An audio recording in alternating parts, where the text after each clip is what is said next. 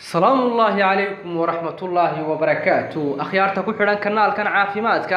دكتورك عافيماتك قويسك كسور دوادا وقتكونا هايدين وعنادو وعشرديني طبعا تاعنا كو ahaan jiray kanaalkeena caafimaadkeenu maanta ku soo qaadanayno hadallada waxyeelada iyo tiilaanyada ku abuura ama dhibaatada ku sababa inuu gurigu burburo ee inta badan labada qof mid kamida ka yimaada وعشركaynu ka hadlaynaa waa arrimihii qoyska iyo family-ga iyo lamaanaha marka aynu sheegayno in leenahay hadalladaas waxa laga yaabaa inay galaaftaan ama ay runtii dumiyaan guriga qoyska dhisan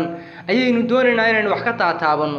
inkastoo ixtiraamka iyo labada qof inay isxaq dhowraan oo is ixtiraamaan ay tahay dhidibada ugu waaweyn ee gurigu uu ku dhismo oo la isku dulqaato hadduu mid cadhoodo ama qof cadhoodo qofka kale dejiyo oo xasiliyo oo runtii inta maslaxadaas ay tahay maslaxada ugu weyn ee guriga lagu dhisi karo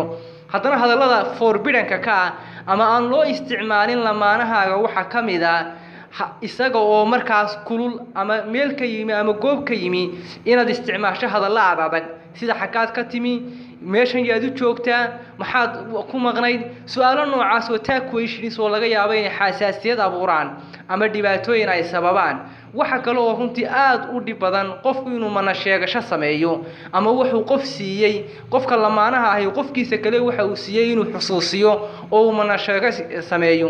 faanka shayga la yiraahdaana waa wax dhibaato isaguna guriga ku ah oo qofka markan inuu qofka kale u faano oo ka dhigo waxan inuu isagu leeyahay hantidan isagu leeyahay gurigana isagu si gaar ah u leeyahay mas'uuliyadda koowaad ilaahay waxa uu ku mulkiyay lahaanshahana dabcan ilaahay uu si gaar ah u siiyay in uu ninku mas'uuliyadda koowaad qaado laakiin sheegista faraha badan ee dhibaato ay abuurta haweeneyduna inay xasiloonaan iyo ka dambayso ninkeeda waa mid aad u qurux badan labada qof inay nolosha si baaralara ama runtii isku mid inay u wada hagaan waa mid guriga ka qayb qaadanaysa oo dhisaysa